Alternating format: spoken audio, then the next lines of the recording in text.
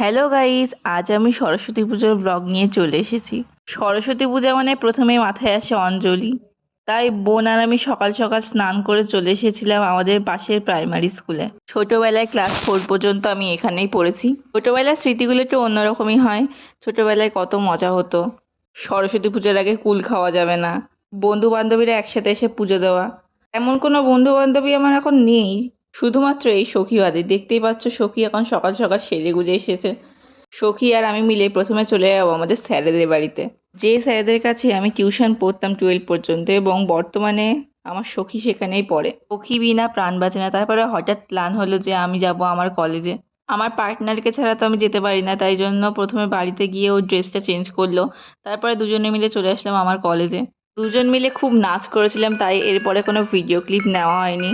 তো তোমাদের সরস্বতী পুজো কেমন কাটলো আমাকে জানিও। আজকের ব্লগটা এই পর্যন্ত। দেখা হচ্ছে